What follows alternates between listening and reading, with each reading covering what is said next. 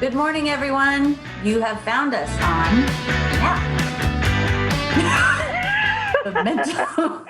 the Mental Health and Addiction Podcast. I'm Kimberly Walsh, one of your hosts for the show, and I'm with my co-hosts and friends and partners in crime, the amazing Andy Bernstein and Chris Perry-Long. Hi. Hi, guys. So for those of you who are new to the podcast, Chris Long, just introduce ourselves. Chris Long has been in the industry for many years, dedicating herself to working with families and helping people get into treatment. Andy has been an advocate for changing the landscape of mental health and addiction. Wow. As a producer of Crosscheck Radio with hockey legend Kevin Stevens, and through his own experiences. As for me, I like that. Isn't that great? Yeah. Wow. As for me, I own and operate Brady's Landing, which is a sober home for women on the Cape. We put this podcast together because the three of us are passionate about reducing the stigma around mental health and addiction. And we believe that the more light we shed on these topics, the less people will shun, ostracize, and otherwise punish those who suffer from mental illness and addiction. So before Andy introduces our guests for today's show, we'd like to check in with one another a little bit. So, Andy, my friend, what say you? All right. So I'm okay. I get, I'm confused. You were confused last week. I am confused, but you know what? I started taking my mind off all this. I actually watched a really good movie. Nice. I nothing better than watching a movie about mental illness and substance abuse. I watched Silver Linings Playbook. I don't know if you've seen it. I saw it in 2012 and was really interesting because fast forward to how mental illness has changed or become more to the forefront.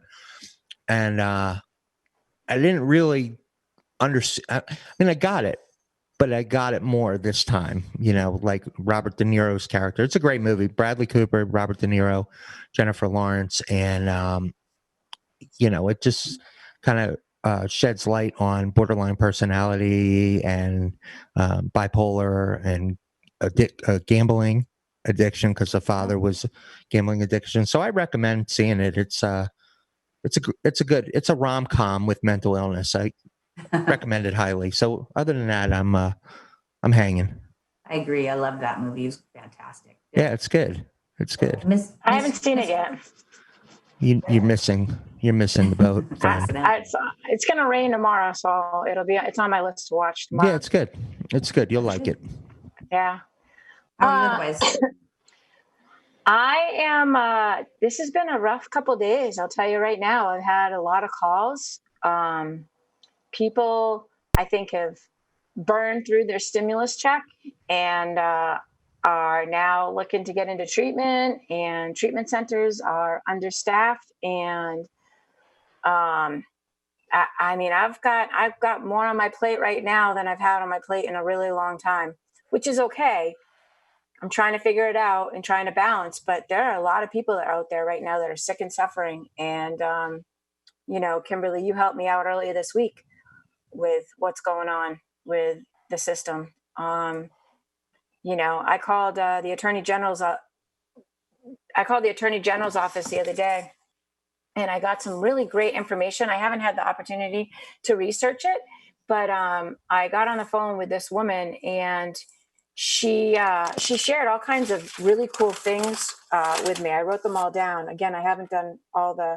I like that you wear a bar and grill shirt, by the way. Well, you know what? Wait, it's over here.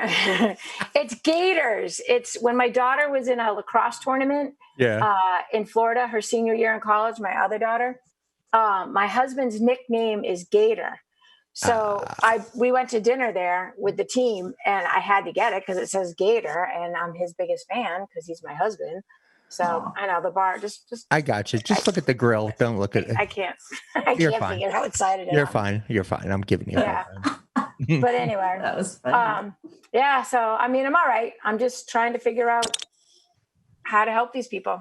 I'm looking forward to today's guests, though. Yeah, we are absolutely too. Just so real quick, one of the things I thought was very interesting is as far as the mental health industry goes, did you know that we're about the deaths that are going to and have occurred as a result of the coronavirus and unemployment and the economic depression that we're basically in is going to surpass the number of coronavirus deaths if we don't get back on track. Yeah. So what do you do with that? I mean, I guess there's a lot of schools of thought, right? I mean, we know the hurricane is coming. Yeah, we thought we were in it bad before, but if we don't open up, we're just not going to be able to climb back out from under. So right. No, well, I'm talking about like mental illness and stuff. Like how do we we know that that's coming. Is it all economic? Is it, what is the impetus for the increase, and what can people do? Are there things people can do? And we don't have to do this now, but we could, we'll put it on our website with some, or not our website, our Facebook page with more information about some things that people can do. Yeah. So definitely. Yeah.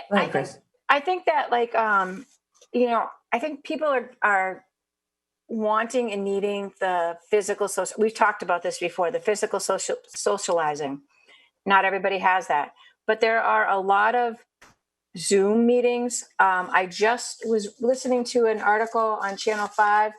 A gentleman started this online platform. It's called Monument. I haven't had enough time to go and look at it, but it's called Monument, and you go to it. And what it does is it connects you with therapists and other people in recovery. And it's just another platform. It's just another tool to help you, not drink or use drugs. So I think there's a lot of stuff online for people. What's going to happen when the world starts to open back up? I mean, in Massachusetts, we never had enough beds at that next level of care and the detox. People are going to lose their insurances, and Mass Health is going to be like the unemployment line, where we're going to have a huge spike of people going on Mass Health, and there's not going to be enough beds. We're in for a really rough summer. It's going to be a long, rough summer. I think it's going to be important too for people need a purpose. They need to feel like they have something to do, that they contribute, that their contributions are important. And so I think that the sooner they get back to work, even if it's a small job, doing something that gives them a sense of purpose is going to be a critical piece. So the sooner we are able to do that, the better. I was listening to Brene Brown, love her, and I was listening to her podcast, and she had a writer on. There's a book called Togetherness, and he talks about, I forgot his name. He was the former Surgeon General, and he wrote a book talking about how isolation is the key to, is the impetus for addiction, is what he was saying. Yeah. So don't isolate. I mean, right. But no, the book is called Togetherness, and I started listening to it last night because you can even be lonely in a crowd, So he touches on a lot of this. I know it's a lot of touchy feely stuff, but it's important at the same time, as far as isolating, no bueno. Did you guys see the TED Talk about Rat Park, the little rat park? Chris, I'm sure you have, where they did a study on rats, and they put the rat in the cage, and it had regular water and water laced with heroin. And of course, the rat always went to the heroin. Well, this guy comes along and goes, well, let's see. He's just a rat in a cage. He has nothing else in his life. So then they took rat and they put him in what they called a rat park. And it had other rats that they could have all this food. They had cheese, they had fun, they had little tunnels, and they could have all this sex that they wanted. And lo and behold, they had the same thing, water and the one weight laced with heroin, and none of them wanted the heroin water. They just all drank the regular water. So there it is. Wow. So talking about heroin, scary statistic. So since our borders have been closed, there is a spike in heroin overdoses. And the reason that we're having heroin overdoses is because they can't get the fentanyl from China right now. So heroin is back again. All right. On that note, we got some people we want to bring on. Don't want to cut anybody off. Go ahead, Andy. It's all about me. It's all about you, It Andy. is. So let's invite our his return engagement to the show. He is an addiction specialist. He's absolutely one of the world's most interesting people, and he's very bald. Let's welcome Willie Drinkwater back to the show with better sound. Hi, Willie. Hello, everybody. How are you? Good morning. Let's hear that sound. Say, Sound testing 1, 2. all right, Okay. that's better. All right. Just quickly give us a little background about yourself for those who couldn't hear you last week. I like walks on the beach. No, anyway. I've been in the mental health addiction field for 32 years. I teach at UMass Boston in the Addiction Counseling Education Program. I have a private practice in Beverly where I work with addiction and co-occurring. I lecture nationally. You're kind of a big deal, right? I'm a legend in my own mind, yes. There you go. Love you. All right. Chris, thanks for coming back on with us. We loved having you. And Chris, you're up. What I'm are we up. going to? You're up. I'm up. All right. So let's welcome Michelle Dunn from the Gamma program, as well as the Carl Doll. Did I say it right? Dollhouse? Did I say it right? Yeah. Yeah. Okay. And then Sean Hayden, also from Gamma and the Carl Dollhouse. I love the Gamma program. I love the Pathway program. I think, Massachusetts needs to produce more programs or follow in your footsteps, because what you guys are doing is amazing. And it's just really, really good stuff. And it's nice to know you put somebody somewhere and at the mass health level, and they're getting, a private insurance level of care. Not that matters. I'm not trying to, but what you guys do. Okay. Yeah, she's on. Okay. What you guys do is amazing. But the Carl Dollhouse is a little bit more amazing. So without further ado, if you guys want to tell us more about it. And then also, Michelle, I'd love for us to hear your updates on Alyssa's place, please. Sure. And did you meet Kimberly? Oh yeah, that's Kimberly. She has Brady's Landing down on Cape Cod, Sandwich, Mass. Awesome. Yeah. And Willie, does she know Willie? You guys met? Yeah, they met. Yeah, Cool. you met at Crosscheck. You remember me, right? Oh, yeah, I do. Like, I remember Okay. you, Andrew. All right, good. It's all about me. Go ahead. why should today be different? All right. Go ahead, Michelle. I'm going to defer to Sean on the farm and Gamma programs. He is our COO at Gamma. So I'll defer to him on that. And then afterwards, I can kind of give an update on how Gamma and the AED Foundation collaborated. And we're running Alyssa's Place Peer Recovery Center. So. Okay. Well, first, thank you, everyone, for having us on. We really appreciate it. Yeah, Chris, as you talked about, so Gamma has a number of different substance use disorder programs under our structure. Pathway House, you alluded to, is a men's residential recovery home in Gardner, a 27-bed program, typically a 180-day program.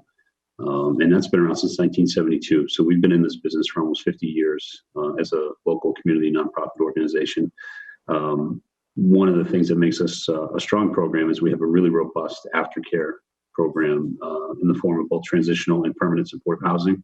So those are sober supportive housing sites, but unlike kind of traditional sober housing, these are BSAS funded supportive case management programs. So it's a sober living environment with on-site case management, 24/7 staffing. So it's a little bit more robust, a little bit better of a transitional step for someone leaving residential treatment to then go into an environment like this. It creates a little bit more of a baby step as they return to independence. So we have those transitional housing programs for men and women. We have several in Gardner. We have programs as well out in Greenfield for men and women. And then our permanent supportive housing program is an apartment building that we bought and completely renovated in downtown Gardner a couple of years ago that has 12 studio apartments, all permanent housing for people in recovery from substance use disorders. And there's no time limits on how long they can stay there. And it's a great next step for someone leaving transitional housing because it's a place where they can start to reintegrate their family or a significant other into their life. They're allowed to have a certain number of overnight visits, and they don't have some of the typical restrictions you find in sober housing, where they're allowed to work, third shift jobs, or they're allowed to go on a vacation and do some of the things that aren't always accessible in a typical sober housing model. Beyond that, we also have a recovery coaching service that Michelle heads up. She does a number of things for our agency. And then we have the Carl Dahl House at Cass Farm, which is it's everybody's favorite tour stop when they come to visit Gamma. It's a 40-acre site in Athol, Massachusetts, and it's a bit of a hybrid between that sober supportive housing model and a treatment program. So it's pretty robust as far as a supportive housing site goes. It does have an on-site counselor, and clinician input. But it's a farm. It's a therapeutic farm, and it's not a commercial operation. What it is, we're livestock rescue. So anyone who has an animal that maybe they can't care for anymore, or it has needs beyond what they can handle on their own. We adopt animals like that. We have this, like I said, this great 40-acre site, and then we have this other component where we have men in recovery from substance use disorders, and the men live on the farm and they help us operate this livestock rescue. And it really kind of creates a magical environment, because we use rescued animals to help rescue people. There's so many metaphorical lessons that occur on a farm that can be translated into recovery lessons. So, at first glance, someone might think they're just mucking a stall, or they're just mending a fence. But when we dive a little deeper, what we find out is that, let's say we have a pasture full of alpacas we have to take care of, and we do have alpacas. No matter what, every single day, doesn't matter what the weather is like, doesn't matter if you have a sniffle, it doesn't matter if you had an argument with your parent or girlfriend last night, you have to get up every day and take care of a handful of things in order to keep that animal alive. And then when we juxtapose that with recovery, we find out those same kind of principles are in place. I know for me, I'm a person in long-term recovery. There are a number of things I have to do every single day of my life to keep me well.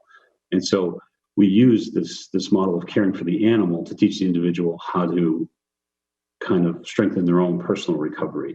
And beyond that, there's that magic that animals do, where just spending time with them, kind of building that relationship, getting that kind of affectionate feedback, that physical touch component.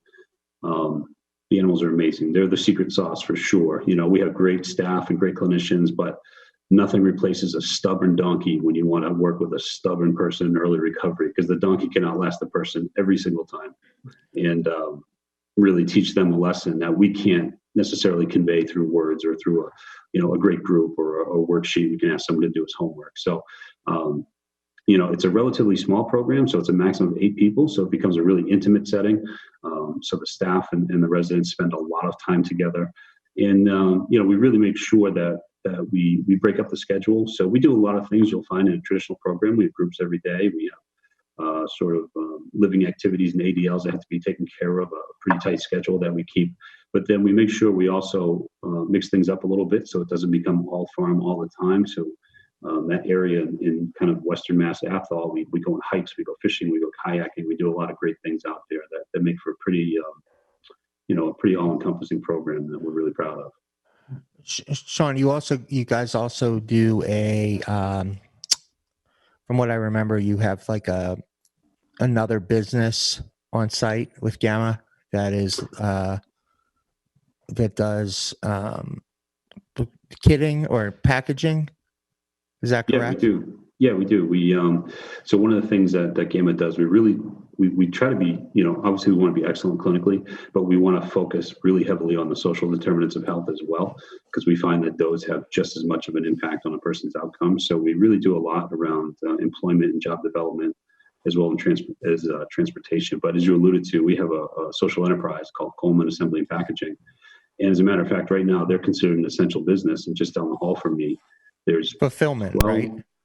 What's that? Yeah, they do packaging and fulfillment. And at this moment, there's about a dozen people in early recovery down there. They're making PPE. So I've got a crew of people that are making COVID certified face shields that will go out to hospitals and healthcare workers all over New England. So that's our way of kind of doing our part to kind of help in the crisis. And it also, at the same time, it's creating jobs for people who are in treatment programs or in early recovery. And, it kind of becomes symbiotic that way. Kimberly?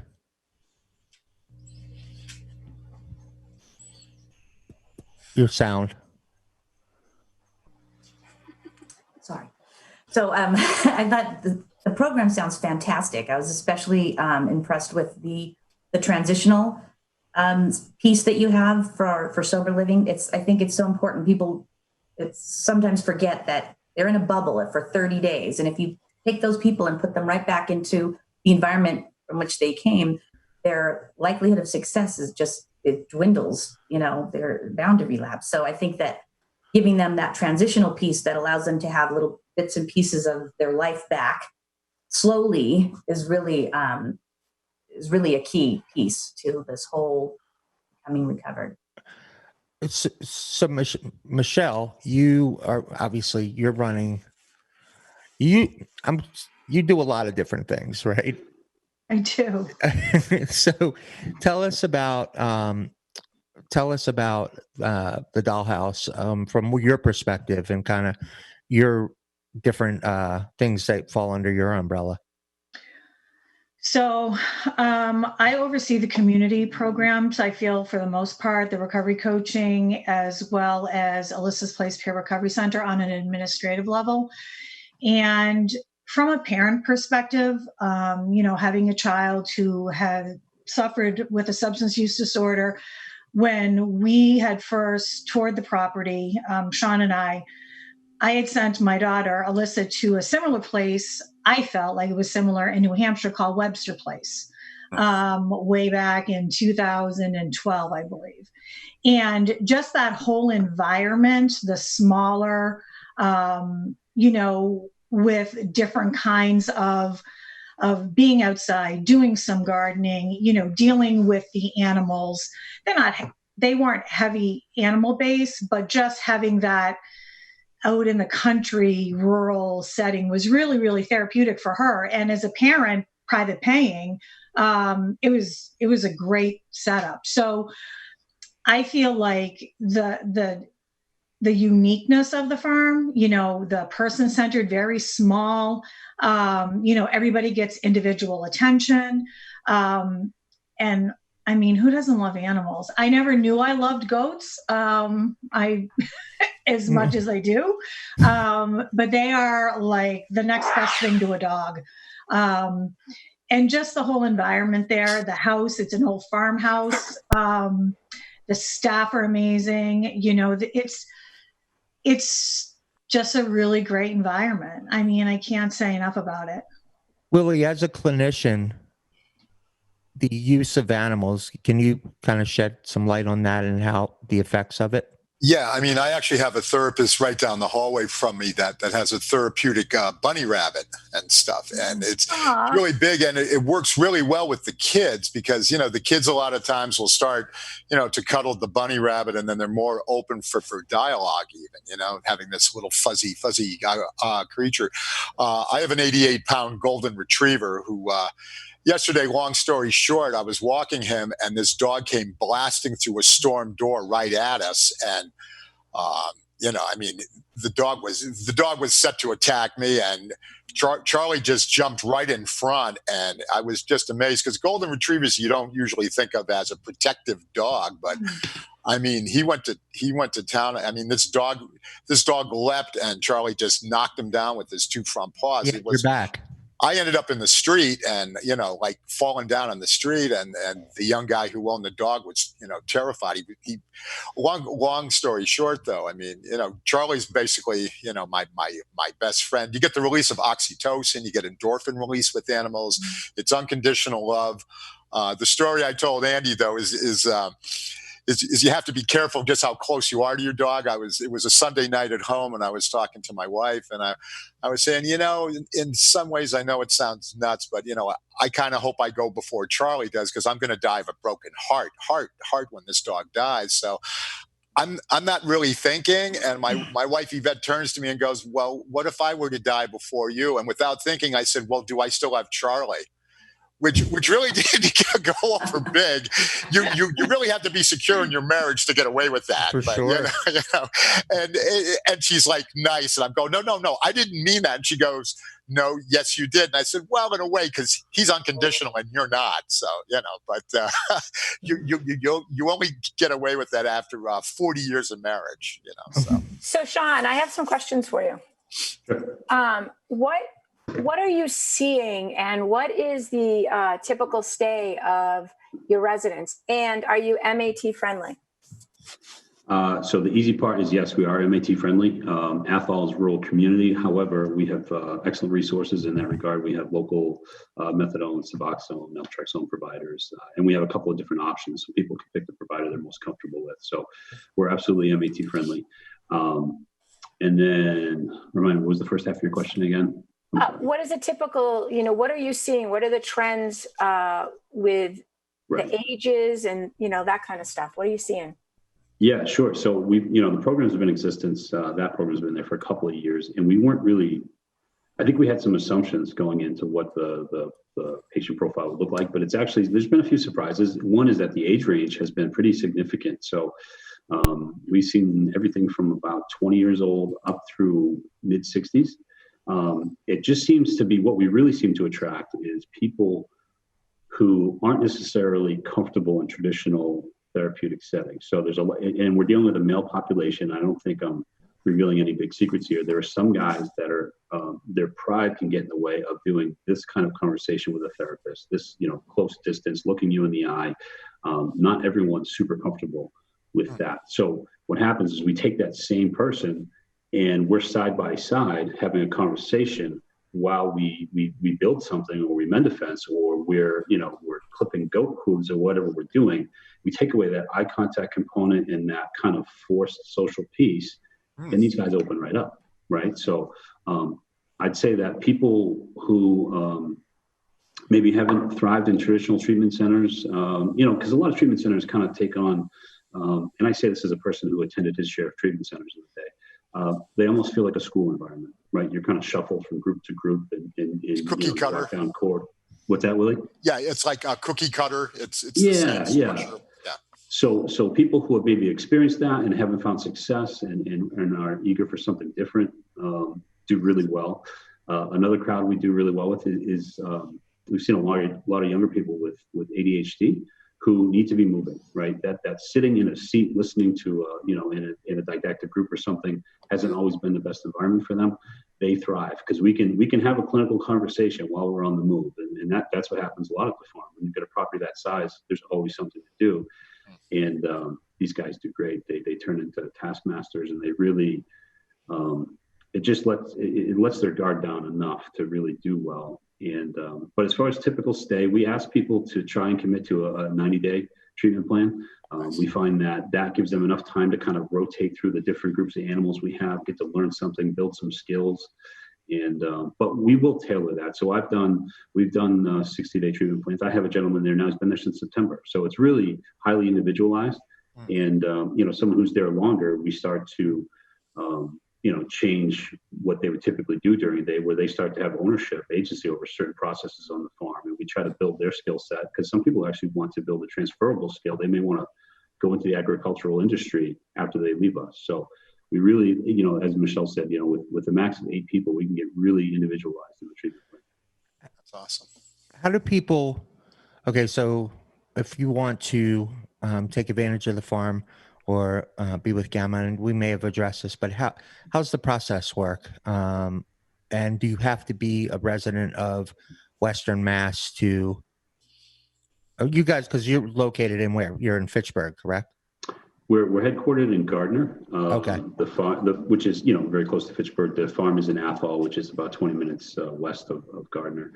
But no, actually, the farm, we've had people from all over the country attend the farm. We've had people from Arkansas, and Tennessee, and Colorado. So it's becoming a bit of a destination program. But that said, we try to really focus on the local area. So we'll kind of give preferential admission to local people. We want to be a big part of our community. So to access the farm or any of our programs, people can visit our website, gamma.org, GAAMHA.org. Certainly reach out to Michelle. She's our Director of Community Engagement. So Michelle is mdunn, D-U-N-N, at gamma.org. But again, through our website, through our Facebook, our Instagram, we're pretty accessible. And, we're happy to help if we can. And Michelle's always, we're in a little bit of an odd circumstance right now, but Michelle does a lot of tours and is happy to host parents or prospective patients on tours. Right now is a little bit of an odd time, but the farm might be the one place we could probably still do some of that because it is such a wide open space. We could put masks on and still probably accommodate some tours at this time. Michelle, I have a question for you. Thank you. I have a question for you.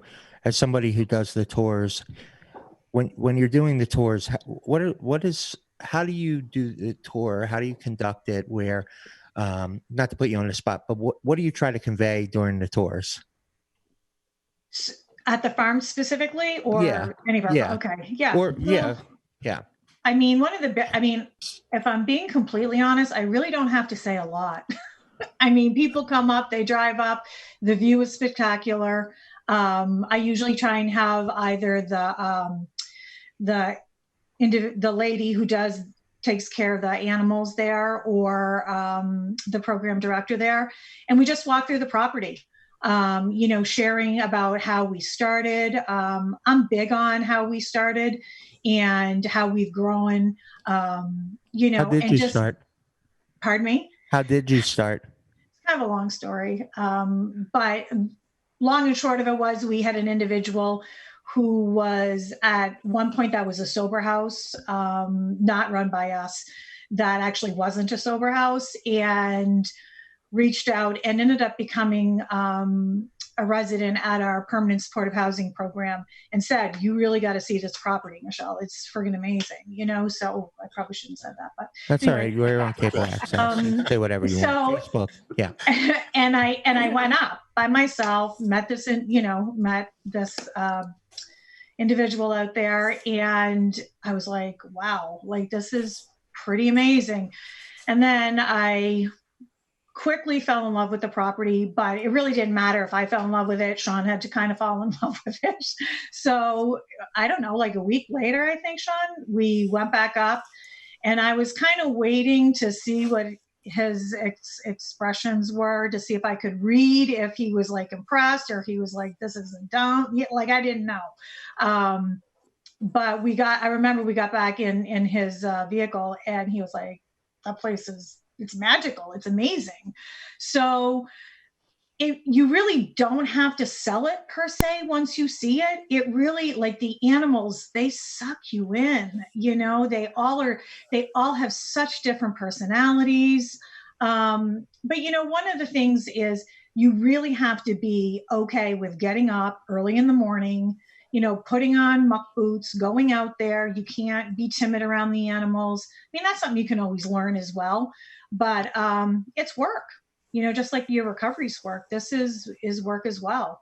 And I can't think of anybody off the top of my head that, when they came out there, like maybe one person that was like, ooh, like, this is like, I don't want to go in the barn. I don't want to go in the stalls. Like, every tour I had was so incredibly positive. So I guess I'm really honest. It sells itself. Yeah. And I'm passionate about the work Gamma does, especially about the farm. And I don't feel like I need to have a sales pitch, because there's just really no need for it. So Kimberly, can you relate to what Michelle's saying? Yes, 100%, especially with the animal aspect. And I was just going to ask you too, I'd love to speak with you, outside of this, to I was hoping to bring in rescue dogs to Brady's Landing, to the sober home, and I kind of assign each of the girls a dog to take care of during their stay, because I know that the healing that can happen from having the animal, from having something to care for, to be responsible for something else. So I'd love to be able to chat with you about that if you have some time. Sure. Yeah, absolutely. And we have a dog that lives in the house. He's a very large Leonberger. But a what? A Leonberger. It almost looks like a Burmese mountain dog is all I can think of. Huh. But he thinks he's a lap dog. Like he's a love, and he like loves everybody, loves attention. When you first see him, you're like, oh my gosh, that dog's huge. But he's amazing, and that's he greets everybody. He's everybody's friend. He's pretty awesome. So dogs, amazing. Goats too, just in case you're interested. I want us to come up and do a show from the farm. You should. Yeah, we'd love that. All right. I love that. That'd be awesome. Thinking, hey, Chris, you had questions you wanted to talk about Michelle's foundation as well. Yes. Yep.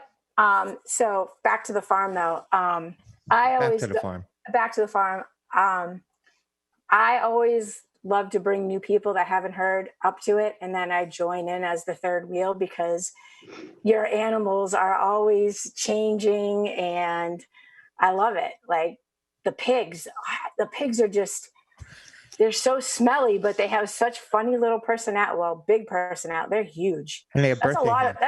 Yeah. Where'd she go? She froze. She had enough. She's done. Foundation. We didn't hear you. Can you go back? This is a Zoom technical difficulty. Can you hear me now? Yes. Can hear you now. Oh, well, sorry. I don't know what happened. It works better when you do that, though. Oh, I was just going to say that. Like, did you hear any of me? No. You left off the pigs. Oh, the pigs. The last was at the pigs. Yes. The pigs. Yeah, the pigs. They had 2 pigs originally, and you still have only 2 pigs, right? But we have two large pigs that one is Porky, the other one is Amy Swinehouse.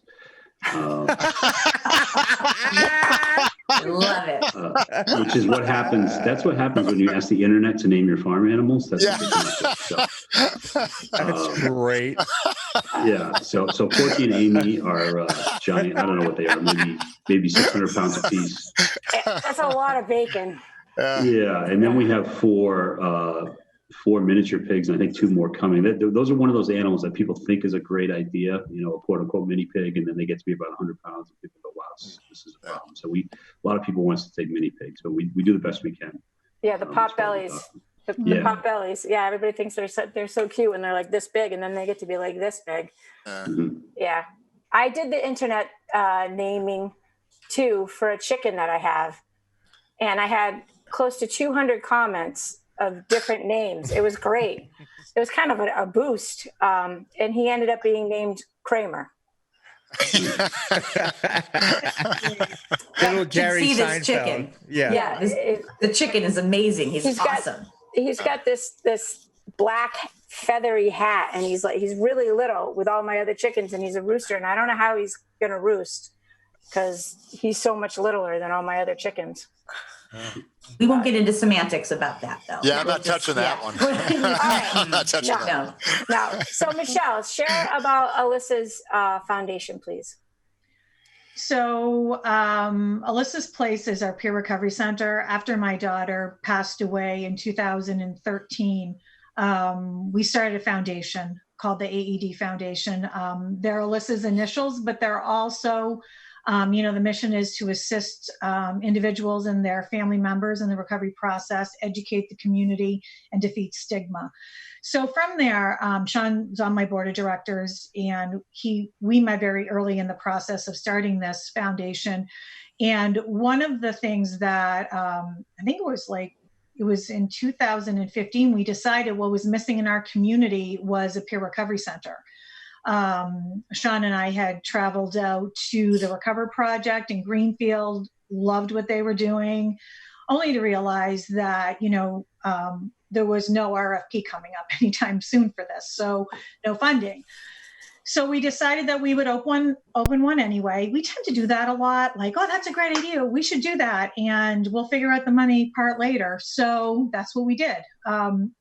Alyssa's Place Peer Recovery and Resource Center opened up in May of 2015, and we were self-funding, had a ton of autonomy, which was good. because we kind of, did what we wanted and there was no rules, regs, that type of a thing. The flip side of that is that we had to hustle, to fundraise. And one of the big things with the foundation that we wanted to do is provide financial support to people in early recovery in the North Central Mass area. So it was really hard to pay rent we didn't have paid staff. We were all volunteer and expand any kind of hours or anything. So we were open in the evenings. Last February, we had talked AED board of directors, Gamma board of directors, because Gamma holds contracts with the state. So it made sense for us to go with Gamma to apply for this, the RFP. And at first we were rejected and we were really upset about that. And then I think November, Sean, is that when we got the email saying that the state was going to fund, I think there was 7 additional peer recovery centers, because in our area, who was funded was the Recover Project in Greenfield, and then EDM, Everyday Miracles, in Worcester. And we were the first pop-up in North Central Mass. And since then, there's been one pop-up in Fitchburg and one in Athol. So November, we found out that, hey, you have a state contract. So we're super excited about that. It allowed us to hire a program director, an activities and volunteer coordinator, a full-time staff, 2 part-time staff, which is great because under normal circumstances, they're open 6 days a week. There's all kinds of recovery meetings that go on, parent support groups. It's not a drop-in center, but it's a place where people can go in recovery or their family members and get support. Lots of resources. It's pretty amazing. It's been quite a wild ride. It's been 5 years this month, actually just a couple of days ago, since we started this journey, and now have funding. So we're excited. And now they have a lot of virtual stuff. Tonight is going to be really interesting because they're doing virtual paint night. So, oh, that's cool. How does that work?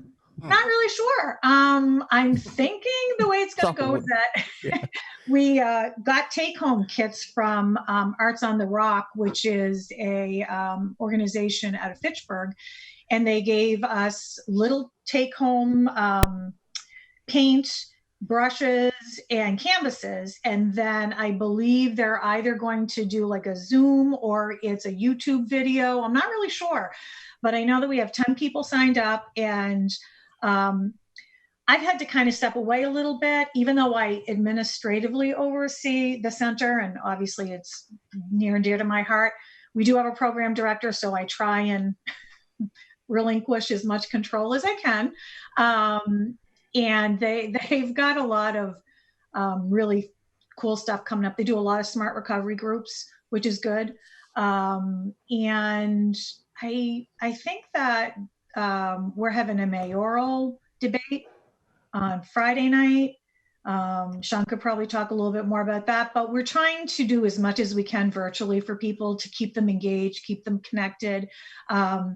There's somebody available Monday through Friday from 8:30 in the morning till 8:30 at night. If somebody just needs phone support on the weekend, Saturday and Sunday, 10 to 6. I've even had people from Canada who's contacted me, friends who know what I do, and saying, hey, like, this person needs support. Could they call? And I'm like, yeah, of course they can call, Sounds like, go ahead, Chris. So what is it? I got a call the other day of a young man that I've been helping, and he got a stimulus check, and then he's getting his unemployment and his bonus unemployment. His girlfriend had 5 years clean, and he had just shy of like 7-8 months. And watching that bank account going from like this to this overnight, the temptation, it took them both out. And I'm convinced, we had this conversation that, his way of thinking was, it's the government's way to wipe out the junkies. I mean, those were his words. I don't use that language, but those are his words. And I'm really scared about the forecast of what's going to happen with the lack of support, I guess, availability of support for people that are in early recovery or even in long-term recovery. What are you seeing up in your areas? Well, I know we've had discussions internally about that same concern, Chris. You know, we traditionally in residential treatment, it's probably a bad name for it, but we always worried about, we would see people get like SSDI retro checks when they qualified for SSDI. So they go from nothing to, you know, $10,000 or $20,000. And we would refer to that as the death check, because we'd see that take people out and then you're reading about another overdose. So that was always a concern. That's why we always encourage people. That's the nice thing about having a transitional continuum of care, because there's that wraparound support that can support someone through these transitional phases, right? To help someone, you know, too much money too quick is always a scary thing for people in recovery. I hope, and to your point, traditional meetings aren't occurring right now, which is really, you know, it's really pretty sad. And a lot of people aren't thriving with the online format. They're doing the best they can, but it's not everyone's favorite way of doing things. But I hope that these are the topics being discussed in some of these recovery meetings. I don't know. It's a little bit scary. Question. It sounds like your town and your municipality, I guess, municipality, sounds like they're very supportive of what you guys are doing and you have a really good relationship with them. Is that yeah, so accurate? It's pretty good, Andrew. Michelle started to talk about one of the things we're pretty excited about that Oasis Place is involved with this Friday night. So we're getting ready to, our mayor resigned at the beginning of the year. So we're getting ready to have a special election to elect a new mayor in Gardner.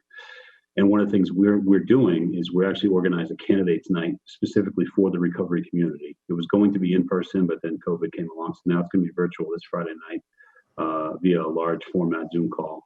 And we're doing this because we're trying to show the recovery community that not only are they a part of, but they have a voice. You know, if somewhere in the neighborhood of 10% of our population has a substance use disorder, well, we're lucky if we get 10% turnout in some of these elections. So if the recovery community wants to have a voice and shape the future of how we are treated, well, we can do that at the ballot box. So it's a little bit of a civics lesson for the people that we care about. And it's also to let the candidates know that we're here in numbers, and we should be important to you. So we're having this night, and it'll be a chance for people in the recovery community to ask the candidates questions, to get their positions on certain things, and to find out or maybe ensure that they will continue to be recovery friendly. And it's something as an agency, it means a lot to us. Our apartment building I talked about, we could have bought one that was, you know, on the outskirts of town, but we bought one on Central Street, right in the middle of the city. And we did that. It was a little bit of a way of planting a flag to say, we're here, we're part of your community.